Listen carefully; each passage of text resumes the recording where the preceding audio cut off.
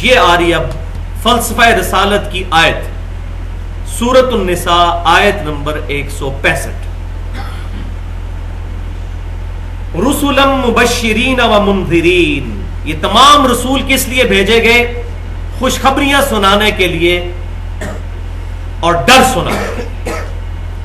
ایمان والوں کو آخرت میں جنت کی خوشخبری، اور ایمان لا لانے والوں کو اور انبیاء کرام علیہ السلام کی نافرمانیاں کرنے والوں کو آخرت کے عذاب کا ڈر سنانے والے۔ اور کیوں؟ لِأَلَّا يَكُونَ لِلنَّاسِ عَلَى اللَّهِ حُجَّةٌ، تاکہ کوئی بھی دلیل لوگوں کے پاس نہ رہے اللہ پر، علی اللہ حجہ، اللہ کے مقابلے پر لوگوں کے پاس کوئی دلیل نہ رہے کہ اگر ہمارے پاس رسول آ جاتے تو اے اللہ ہم تجھے مان لیتے۔ تو اللہ تعالیٰ نے فرمایا کہ لوگوں کے ہاتھ میں کوئی دلیل نہ رہے، حق آخری معنوں میں، آخری درجے میں انیاں کر کے لوگوں کے سامنے پیش کر دیا جائے رسولوں کے ذریعے، تاکہ کسی بھی انسان کے پاس قیامت والے دن اللہ پر حجت نہ رہے کہ یا اللہ میرے تک تو پیغام نہیں آیا اس لیے میں نے توحید کا اقرار نہیں کیا۔ لِأَلَّا يَكُونَ لِلنَّاسِ، تاکہ نہ رہے لوگوں کے لیے علی اللہ حجہ، اللہ پر کوئی حجت، بعد الرسول، رسولوں کے آنے کے بعد۔ وَكَانَ اللَّهُ عَزِيزًا حَكِيمًا، اور اللہ تعالیٰ غالب ہے اور حکمت والا ہے۔ یعنی اللہ تعالیٰ اس بات پر غالب ہے، اس کی قدرت سے باہر نہیں کہ بغیر انبیاء کرام کے ہی لوگوں کو ہدایت دے دے، لیکن حکیمہ ہے، وہ حکمت والا ہے۔ اس کی حکمت کا تقاضا یہ ہے کہ اس نے انبیاء کرام علیہ السلام کے ذریعے لوگوں تک حق بات پہنچائی۔ اللہ تعالیٰ کسی نبی کا محتاج نہیں حق بات پہنچانے میں، لیکن یہ طریقہ اس نے اڈاپٹ کیا، لہٰذا اب رحمانی توحید کا تقاضا یہ ہے کہ رسولوں کے ذریعے اللہ تعالیٰ تک پہنچا جائے۔ جو بھی رسولوں کا دامن کرم چھوڑ کر اللہ تک پہنچنے کی کوشش کرے گا وہ شیطانی توحید پر ہوگا۔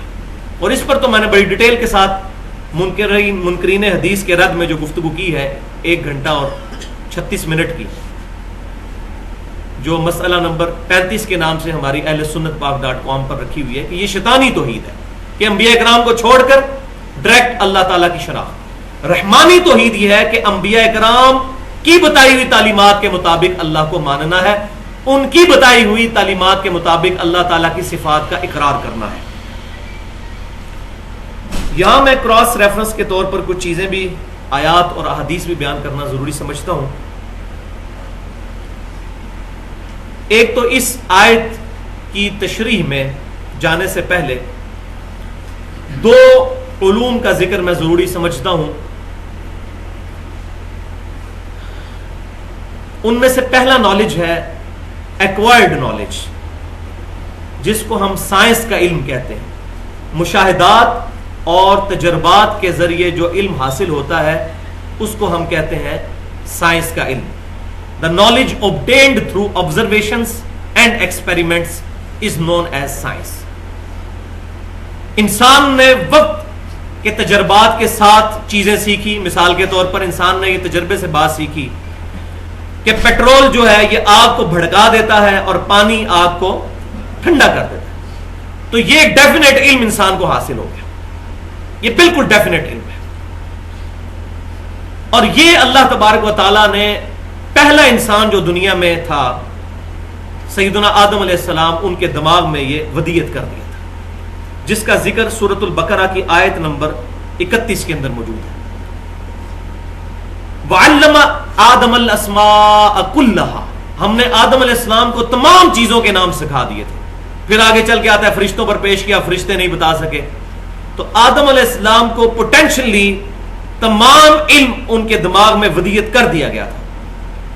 جیسا کہ آم کی گٹھلی کو جب زمین میں بوتے ہیں تو پورے آم کا درخت اس ایک گٹھلی میں موجود ہوتا ہے، لیکن اس کو درخت بننے کے لیے 8 سال کم از کم چاہیے ہوتے ہیں۔ اسی طریقے سے آدم علیہ السلام کے دماغ میں پوٹینشلی جو اللہ تعالیٰ نے علم داخل کیا تھا سائنس کا، آبزرویشنز اور ایکسپیریمنٹس کا، اس کو 10,000 سال لگے ہیں آج اس نہج پر پہنچتے ہوئے کہ انسان نے ایسی ایسی چیزیں بنا لی ہیں کہ پرانے اگر لوگ زندہ ہو جائیں تو ان کی عقلیں دنگ رہ جائیں۔ یہ وہی علم ہے علم الاسماء اسی کی امپرووڈ اور ایوالوڈ فارم ہے، کیونکہ جب بھی کوئی چیز ڈسکور کی جاتی ہے پہلے اس کا نام رکھا جاتا ہے. تو علم الاسماء کیا؟ چیزوں کے نام.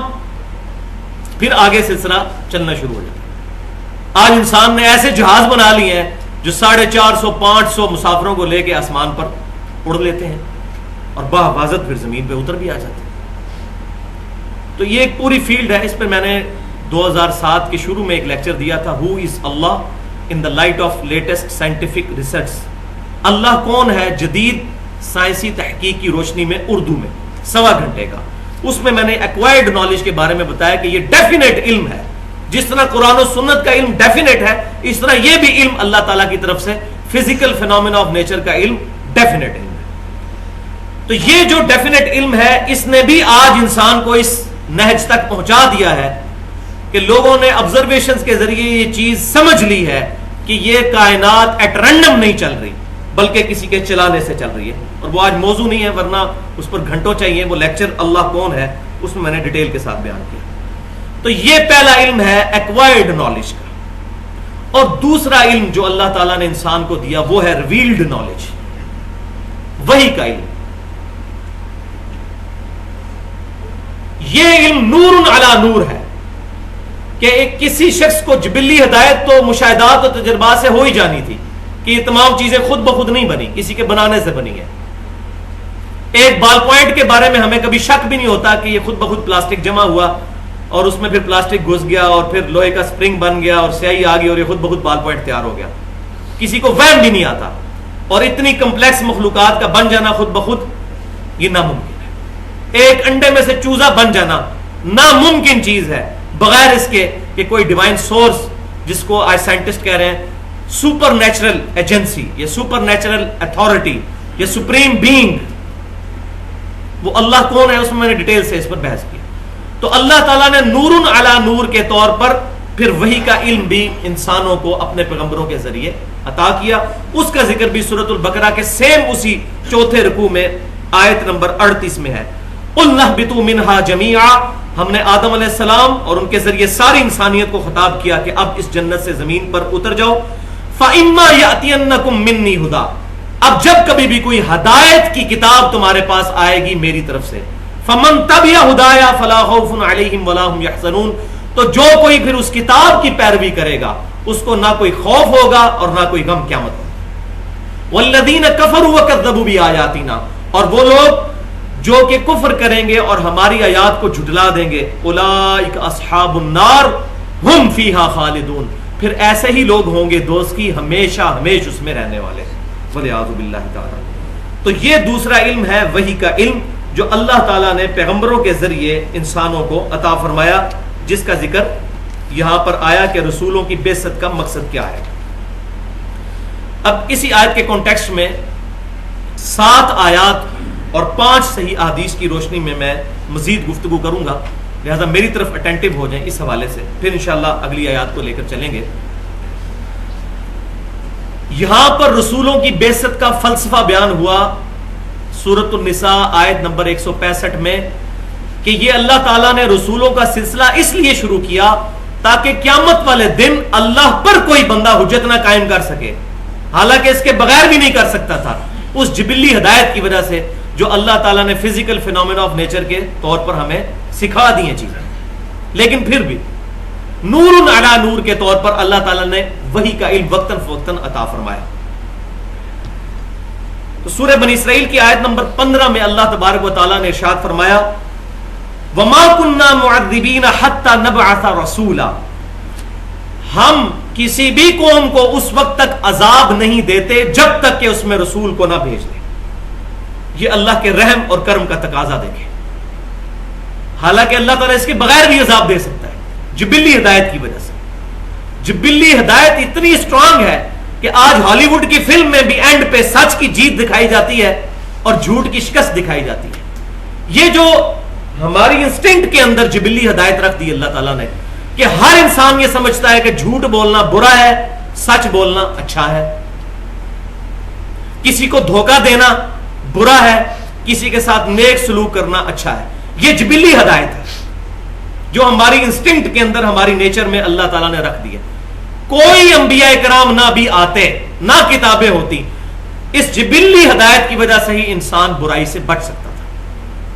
لیکن انسان کے نفس کی خرابی اور اوپر سے شیطان ایز اے کیٹالسٹ اس کا کام کرتے ہوئے اس نے انسان کو اللہ تبارک و تعالیٰ سے دور کر دیا. تو اللہ تعالیٰ نے پھر آخری درجے میں حجت تمام کی کہ انبیاء کرام کو بھیجا اور اپنے اوپر خود ہی لازم کر لیا. وما كنا معذبین حتی نبعث رسولا، بنی اسرائیل آیت نمبر 15، کہ ہم اس وقت تک عذاب نہیں دیتے کسی قوم کو جب تک اس میں رسول نہ بھیجتے. پھر ایک دوسری آیت سورہ فاطر کی آیت نمبر 24، وَإِن مِّنْ أُمَّةٍ إِلَّا خَلَا فِيهَا نَذِيرٌ، اور کوئی امت بھی ایسی نہیں گزری جس میں کوئی ڈر سنانے والا اللہ کی طرف سے نہ آیا ہو. ہر امت میں اللہ تعالیٰ نے کوئی نہ کوئی پیغمبر بھیجا. آیت نمبر 3 سورۃ النحل آیت نمبر 36، وَلَقَدْ بَعَثْنَا فِي كُلِّ أُمَّةٍ رَسُولًا أَنِ اعْبُدُوا اللَّهَ وَاجْتَنِبُوا الطَّاغُوتَ، ہم نے تمام امتوں میں انبیاء کرام کو بھیجا، رسولوں کو بھیجا ایک ہی مرکزی دعوت دے کر، أَنِ اعْبُدُوا اللَّهَ، کہ عبادت کرو اللہ کی، وَاجْتَنِبُوا الطَّاغُوتَ، اور اللہ کے مقابلے پر جھوٹے الہ جو ہیں، جھوٹے خدا جو ہیں، شیطان ہے، اس کا اجتناب کرو، اس سے کنارہ کشی اختیار کرو. آیت نمبر 4، پھر آپ صلی اللہ علیہ وسلم کا دنیا میں ظہور ہوا. آپ صلی اللہ علیہ وسلم سے پہلے جتنے انبیاء کرام بھیجے گئے وہ اپنی اپنی قوموں کے لیے تھے، اپنے اپنے قبیلوں کے لیے تھے.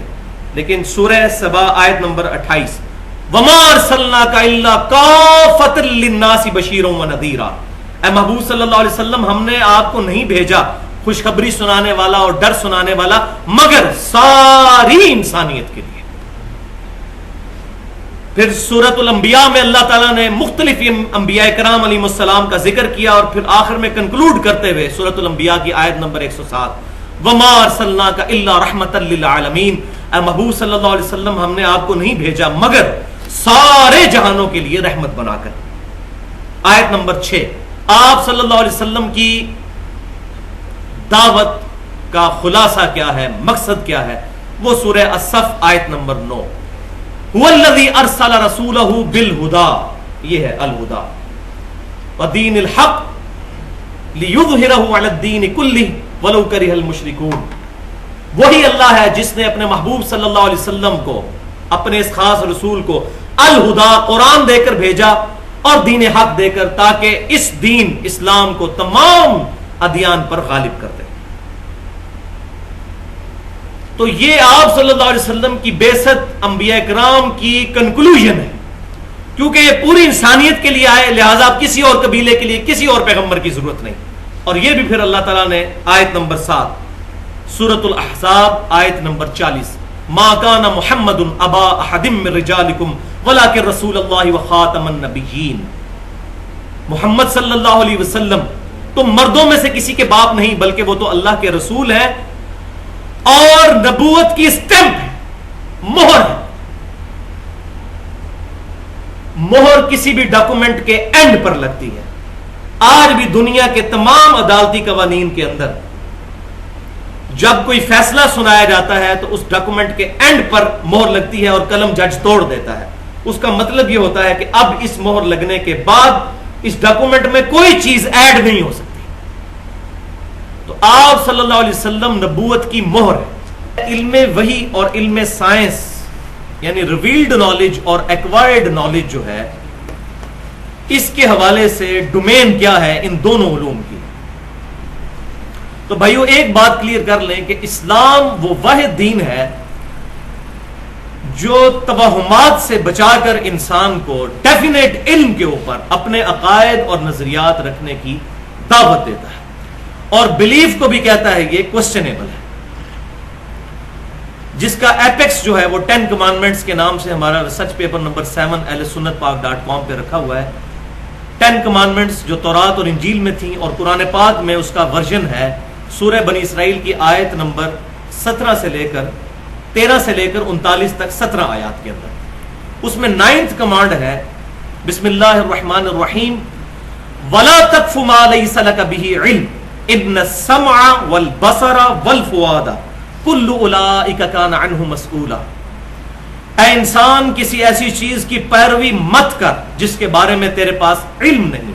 بے شک کان، آنکھیں اور عقل، ان تین اعضاء کے بارے میں تجھ سے پوچھا جائے گا کہ ان تین انسٹرومنٹس کو یوز کر کے تو نے حق بات تک پہنچنے کی کوشش کیوں نہیں کی.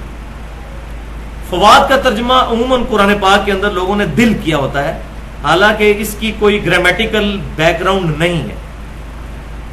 دل کے لیے عربی زبان میں قلب کا لفظ استعمال ہوتا ہے. فواد جو ہے یہ فعید سے نکلا ہے، جس کو عربی میں کہتے ہیں بھجیا. جیسے آپ کبھی جو ہے وہ گوشت کو بھونے تو تھوڑی سی وہ رہ جاتی ہے، اس کو کہتے ہیں بھجیا، یعنی کنکلوڈ کیا ہوا علم. تو فواد کہا جاتا ہے جو کنکلوڈ کیا ہوا علم ہو، یا علم کنکلوڈ کرنے کا انسٹرومنٹ، اور وہ ہے عقل. تو فواد کی اپروپریٹ ٹرانسلیشن ہے عقل. آنکھ، کان اور عقل، یہ تین انسٹرومنٹس ہیں جس کے ذریعے انسان ان حواس خمسہ کو یوز کر کے علم حاصل کرتا ہے. اس کے بارے میں تجھے پوچھا جائے. اب ہمارے پڑوسی ملک کے اندر 90 کروڑ ہندو یہ عقیدہ رکھتے ہیں کہ زلزلہ صرف اس لیے آتا ہے کہ ایک گائے ہے جس نے اپنے ایک سینگ پر زمین اٹھا رکھی ہے، جب وہ تھک جاتی ہے تو دوسرے سینگ پہ اٹھاتی ہے، تو جب وہ بدلتی ہے اپنا سینگ تو اس کی وجہ سے زلزلہ آ جاتا ہے. اس کے لیے نہ تو ریویلڈ نالج میں کوئی دلیل موجود ہے اور نہ ہی ایکوائرڈ نالج میں، سائنس میں. قرآن انہی دو علوم کو مانتا ہے، میں نے پچھلی دفعہ ڈیٹیل سے بتایا تھا. سائنٹیفک فیکٹ ہمیں بتاتے ہیں کہ یہ ٹیکٹونکس پلیٹس جو ہوتی ہیں ان کی موومنٹ کی وجہ سے ہوتا ہے. کالی بلی راستہ کاٹ دے، یہ نحوست کی نشانی ہمارے معاشرے میں بھی سمجھی جاتی ہے بڑے دیندار طبقے کے اندر، حالانکہ نہ تو اس کی کوئی بیک گراؤنڈ ریویلڈ نالج میں ہے اور نہ ہی ایکوائرڈ نالج میں. ان دونوں علوم میں سے ایک علم سے اس کو سپورٹڈ ہونا چاہیے بات، ورنہ وہ چیز ریجیکٹڈ ہوگی. آپ حیران ہوں گے کہ انگریز جو ہیں گورے، وہ یہ باتیں ماننے کے لیے کبھی تیار نہیں ہوں گے کہ کالی بلی راستہ کاٹ دے تو یہ نحوست کی نشانی ہے. کیوں؟ کہ وہ عقل استعمال کرتے ہیں، اور یہی وجہ ہے کہ آج تیزی سے وہ لوگ اسلام کی طرف آئے، کیونکہ اسلام ہی وہ ریلیجن ہے جو عقل کے معیار پر پورا اترتا ہے. اسی چیز کو ڈاکٹر اقبال نے اپنے جو خطبات دیے تھے نا، 6 خطبات تھے ان کے، reconstruction of religious thoughts in Islam, اس میں انہوں نے ایک جگہ فرمایا تھا کہ the inner core of present western civilization is Quranic because it is based upon definite knowledge. کہ آج کی جو مغربی تہذیب ہے اس کی جو بنیاد ہے اندرونی بحث وہ قرآن پر بیس کرتا ہے. کیوں؟ کہ وہ ڈیفینیٹ علم پر ہے، اور قرآن ہی یہ کہتا ہے وَلَا تَقْفُ مَا لَيْسَ لَكَ بِهِ عِلْمٌ. اے انسان کسی ایسی چیز کی پیروی مت کر جس کے بارے میں تیرے پاس علم نہیں. ان السمع والبصر والفؤاد كل اولئک كان عنه مسؤولا. بے شک کان، آنکھیں اور عقل اس کے بارے میں تجھے پوچھا جائے گا، ان کو استعمال کر کے تو نے حق بات تک پہنچنے کی کوشش کیوں نہیں کی. تو یہ جو ڈاکٹر اقبال نے بات کہی تھی کہ انر کور جو ہے وہ قرآنک ہے، اس لیے کہ وہ علم کے اوپر بنیاد کرتی ہے. اب آج کے جدید دور کے اندر ایک چیز بالکل اسٹیبلش ہو چکی ہے سائنٹیفک فیکٹ کی بنیاد پر کہ جو یورینیم ہے اس کی ریڈیشنز جو ہیں وہ سکن کینسر کاز کر سکتی ہے، اگرچہ اس کے لیے ہمارے پاس کوئی ریویلڈ نالج میں دلیل نہیں ہے وحی کے علم میں، لیکن اسی وحی کے علم نے یہ بات بتائی ہے کہ دوسرا علم جو ہے ایکوائرڈ نالج ہے، ڈیفینیٹ سائنس کا علم جو پروف ہو چکا ہو، ہائپوتھیسز نہیں، تھیوریز نہیں، جو واقع ہی پروف ہو چکا ہو. جس طرح کہ ہم نے تجربات سے یہ چیز سیکھ لی ہے کہ پیٹرول جو ہے آگ کو بھڑکا دیتا ہے اور پانی آگ کو ٹھنڈا کر دیتا ہے. یہ ڈیفینیٹ علم ہے. اس طرح کا کوئی ڈیفینیٹ علم حاصل ہو جائے وہ بالکل اسی طرح ڈیفینیٹ ہے جیسے کہ وحی کا علم ڈیفینیٹ ہے، کیونکہ یہ فزیکل فینومینا آف نیچر بھی اللہ کے سکھائے ہوئے ہیں. اب یہاں پر میں ایک اپنا پرسنل واقعہ بھی ضروری سمجھتا ہوں کہ وہ پرسنل واقعہ یہ ہے بھائیوں کہ آج سے تقریباً 2 سال پہلے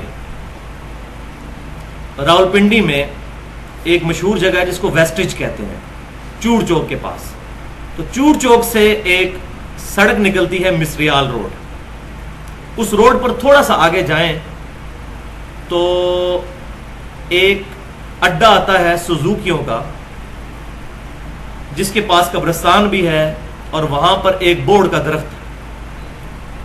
اس بورڈ کے درخت کے نیچے ایک مجذوب ٹائپ کوئی بندہ تھا جس نے آ کے ڈیرا ڈال دیا. وہ اپنے کپڑوں میں پیشاب کرتا تھا اور نہ نہاتا تھا نہ دھوتا تھا, جسم سے بھی بدبو آتی تھی. اور ظاہر ہے کہ پاکستان انڈیا کی زمین بڑی زرخیز ہے ایسے لوگوں کے لیے, تو عورتیں اس سے تعویذ لکھوایا کرتی تھی. عورتوں نے جب آنا جانا شروع کر دیا تو گرمیوں میں اس بورڈ کا جو درخت تھا اس کے نیچے ڈرائیور جو ہے وہ گرمی میں آرام کیا کرتے تھے. جب وہ آ کر وہاں پر بیٹھ گیا تو اس کی وجہ سے ان کو تکلیف ہوئی, تو انہوں نے اس بابے کو اٹھا دیا. اللہ کا کرنا کیا ہوا, اگلے دن بڑی زور سے آندھی چلی اور وہ درخت گر گیا. اگلی بات آپ خود ہی سمجھیں. تو لوگوں نے کہنا شروع کر دیا جی وہ اتنی اللہ والی ہستی تھی, ان کو اٹھایا, اللہ تعالیٰ نے وہ درخت ہی ختم کر دیتا ہے. حالانکہ کسی کے ذہن میں یہ نہیں آیا کہ یہ ڈرائیوروں کی کرامت ہے کہ وہ اگر بابا اس درخت کے نیچے ہوتا تو مر جاتا نیچے آ کے. یہ ڈرائیوروں کی کرامت ہے کہ انہوں نے اس کو اٹھا دیا تھا. اس طرف نہیں دماغ جائے گا کیونکہ رزلٹ فکس کیا ہوا نا پہلے. تو میرے پاس ایک بھائی ہے, انہوں نے مجھے بتایا کہ یہ صورتحال ہے اس حوالے سے, تو آپ کا اس میں کیا خیال ہے. تو میں نے اس کو وہی بات کی کہ علم دو ہی, ایک ریویلڈ نالج اور ایک ایکوائرڈ نالج. قرآن میں تو ایسی بات کوئی نہیں موجود کہ اس قسم کے پلید شخص کو اگر اٹھایا جائے کسی جگہ سے تو اللہ کی طرف سے عذاب آئے گا اور درخت گر جائے گا. ہاں, اب اس کی وجہ جو ہے وہ ایکوائرڈ نالج میں تلاش کرنی چاہیے کہ ہو سکتا ہے کہ ٹیکنیکلی وہ درخت گرنے کے قریب ہو. تو وہ بھائی اگلے دن گئے, میں نے ان کو کہا آپ نے جا کے اس درخت کو چیک کرنا ہے. تو انہوں نے درخت کو دیکھا تو اس کی صرف کھال باقی تھی, اندر سے ساری دیمک چاٹ چکی تھی اس کو. تو دیمک ایک دن میں تو نہیں چاٹتی, یہ بھی ہمیں سائنس کے علم سے پتا ہے. ایک دن میں تو دیمک نہیں چاٹ سکتی, کئی مہینے سال چاہیے اتنے موٹے درخت کو کاٹنے کے لیے. تو آلریڈی اس درخت کو اندر سے دیمک کھا چکی تھی. وہ آندھی آئی, اس وقت اس نے گرنا ہی گرنا تھا, وہ خام خواہ اس بزرگ کی کرامت بن گئی. تو یہ واقعہ بھی اس طرف اشارہ کرتا ہے کہ ہمیں ڈیفینیٹ علم کی طرف جانا چاہیے, بجائے اس کے کہ اس کو کسی اور طریقے سے ریلیٹ کرنا شروع کیا جائے. کتاب و سنت میں اگر دلیل موجود نہیں, پھر سائنٹیفک علم کے ذریعے دیکھنے کی کوشش کریں تو انشاءاللہ تعالی پرابلم کا سلوشن مل جاتا ہے.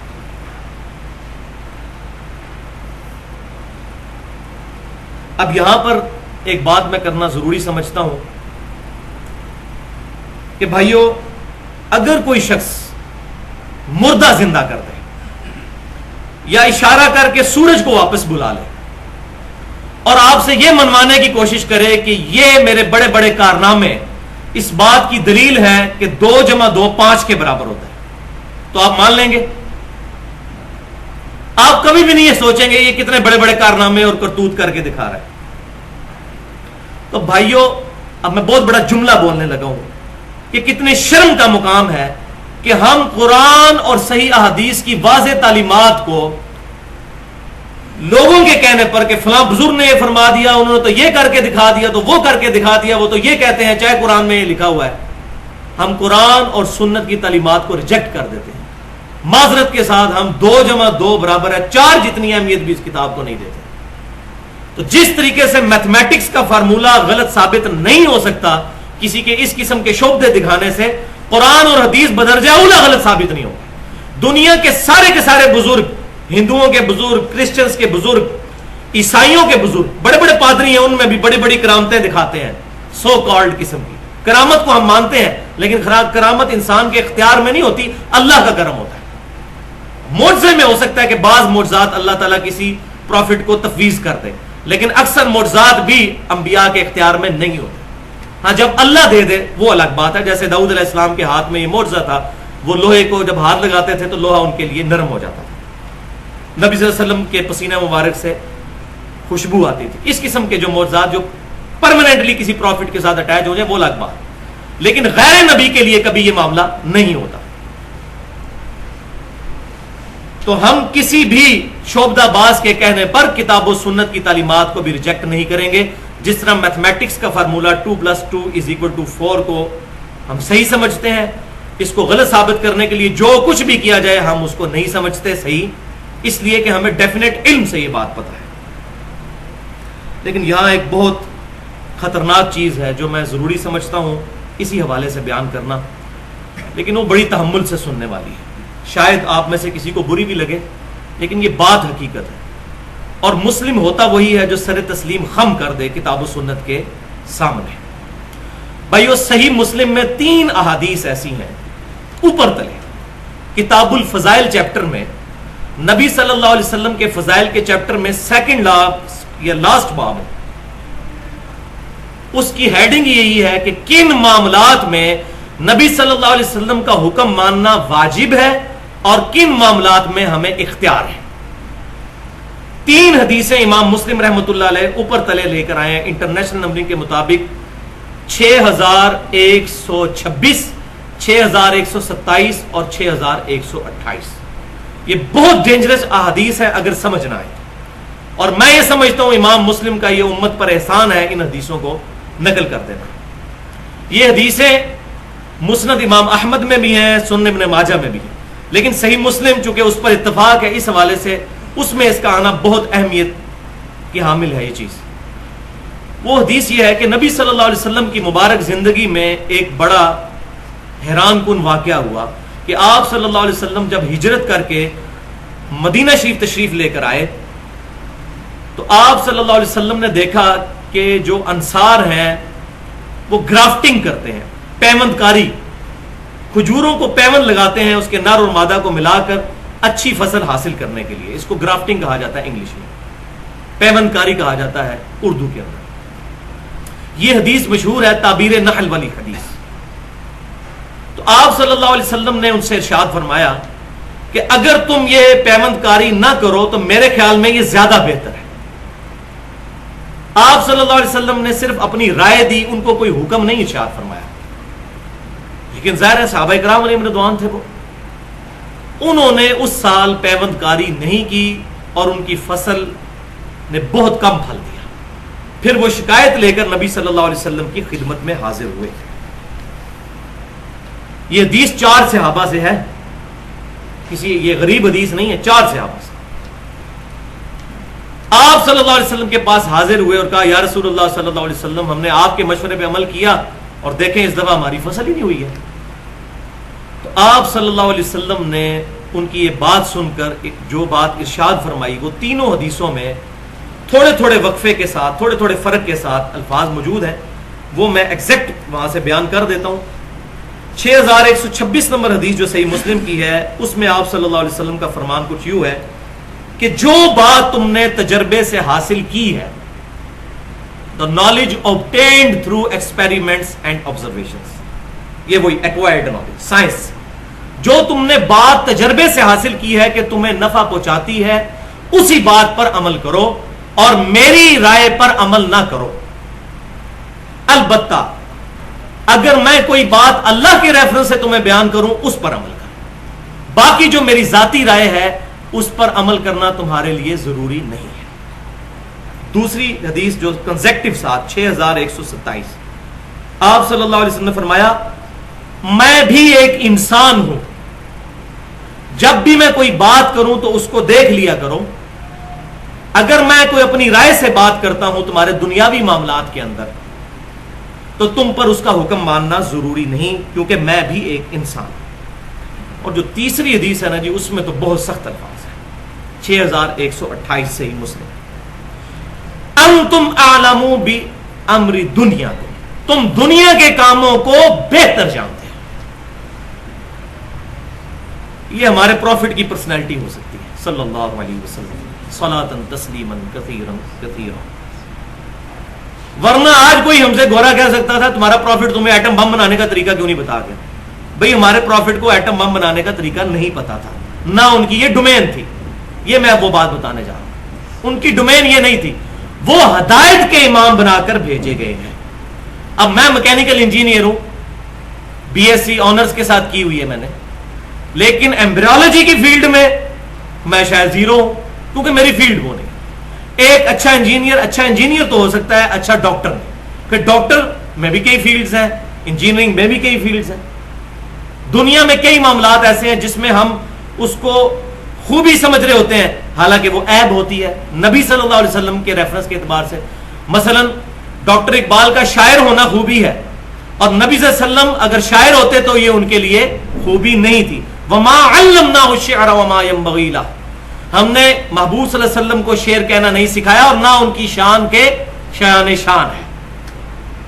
تو یہ ریفرنس چینج ہوگا تو بات ڈفرنٹ ہو جائے گی. یہ بات ضروری تھی جو میں نے الحمدللہ بیان کر دی. اور آخری بات اسی کانٹیکسٹ میں فلسفہ رسالت کے حوالے سے میں نے 3 آیات, ایک تو یہیں پر آیت تھی جو سورۃ النساء کی آیت نمبر 165 پچھلی دفعہ بیان کی, سورہ بنی اسرائیل کی آیت نمبر 15 وما كنا معذبین حتی نبعث رسولا, ہم اس وقت تک عذاب نہیں دیتے جب تک کہ رسول کو مبعوث نہ کر دیں. ایک آخری آیت ہے جو فلسفہ رسالت کے اوپر ایک ایپیکس ہے قرآن پاک میں, اور وہ ہے سورۃ الحدید کی آیت نمبر 25. وہ اب آپ ذرا نکال لیجئے, 542 نمبر صفحہ ہے یہ بلو والے قرآن پاک میں, آخری صفحہ ہے پارہ نمبر 27 کا. بسم اللہ الرحمن الرحیم. لقد ارسلنا رسلنا بالبینات, بے شک ہم نے رسولوں کو مبعوث کیا کھلی نشانیاں دے کر, معجزات دے کر, کھلے دلائل دے کر. وَأَنزَلْنَا مَعَهُمُ الْكِتَابَ, اور انبیاء کے ساتھ کتابیں بھی نازل کی, وَالْمِيزَانَ, اور ترازو بھی اتاری, لِيَقُومَ النَّاسُ بِالْقِسْطِ, تاکہ لوگوں کے درمیان انصاف کے ساتھ فیصلہ کر دیا جائے. انبیاء کرام علیہ السلام انصاف دلانے کے لیے آتے ہیں. انصاف کا لفظ دنیا کے ہر شعبے پر بولا جا سکتا ہے, یہ ایسا جنرل ورڈ ہے. اور اس انصاف کو قائم کرنے کے لیے ظاہر ہے کہ جو بدماش ہیں وہ تو کبھی نہیں چاہیں گے کہ انصاف کا سسٹم ہو, وہ تو بدماشی کرنا چاہتے ہیں, وہ تو چاہتے ہیں کہ ان کا نظام رائج ہو, غریبوں کے حقوق وہ غصب کرنا چاہتے ہیں. تو اس کے لیے اللہ تعالیٰ نے پھر کیا کیا, وَأَنزَلْنَا الْحَدِيدَ, ہم نے لوہا بھی اتارا ہے ان کے لیے, فِيهِ بَأْسٌ شَدِيدٌ, جس کے اندر بڑی سختی ہے. یعنی پھر آپ کو تلوار اٹھانی پڑے گی. آج بھی لوہے استعمال ہو رہا ہے مینلی ہتھیاروں کے اندر, کہ یہ ہتھیار کو استعمال کرنا کوئی بری چیز نہیں ہے جب ضرورت پڑے, خام خواہ نہیں. خودکش حملے کرنا نہیں, وہ میں نے بتا چکا ہوں, وہ حرام ہے بالکل مسلمانوں پر خودکش حملے کرنا. لیکن جب اسلام کو قائم کرنے کے لیے قتال کی باری ہے تو اس میں بھی پیچھے نہیں ہٹنا. قتال از دا سمم بونم آف اسلام. یہ دیکھیں نا, یہ فلسفے کی ٹرم ہے علم الکلام کی, ہائیسٹ گڈ, سمم بونم آف اسلام. وَأَنزَلْنَا الْحَدِيدَ, ہم نے لوہا اتارا, فِيهِ بَأْسٌ شَدِيدٌ, جس میں بڑی سختی ہے, وَمَنَافِعُ لِلنَّاسِ, اور لوگوں کے لیے فائدے بھی ہیں اس لوہے کے اندر.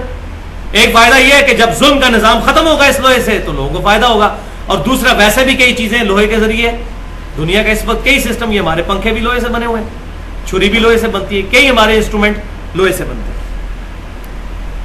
وَلِيَعْلَمَ اللَّهُ مَن يَنصُرُهُ وَرُسُلَهُ بِالْغَيْبِ, اور اللہ تعالیٰ جانچنا چاہتا ہے. اصل میں اب یہ لفظی معنی یہاں پر ہے, اللہ جاننا چاہتا ہے, تو اللہ پہلے ہی جانتا ہے. یہاں پر بھی ہم تعویل کر رہے ہیں سمجھنے کے لیے.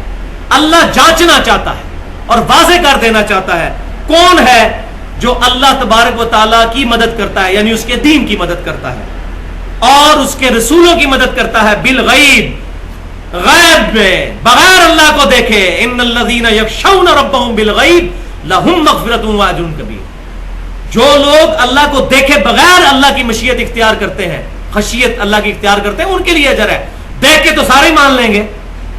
کون ہے جو اللہ کے دین کی مدد کرتا ہے, اس کے رسولوں کی مدد کرتا ہے.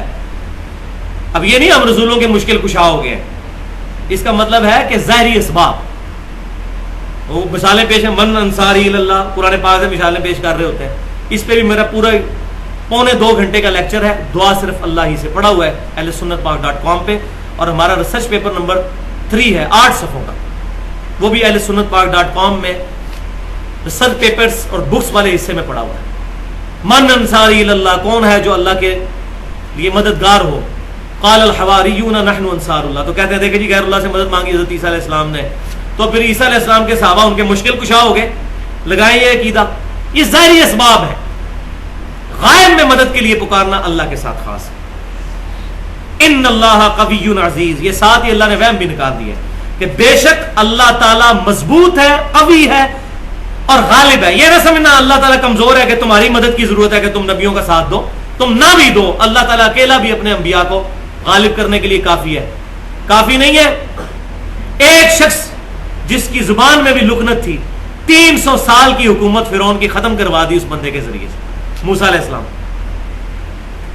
اللہ تعالیٰ غالب ہے. ان اللہ قوی عزیز، بے شک اللہ تعالیٰ قوت والا ہے اور غالب ہے.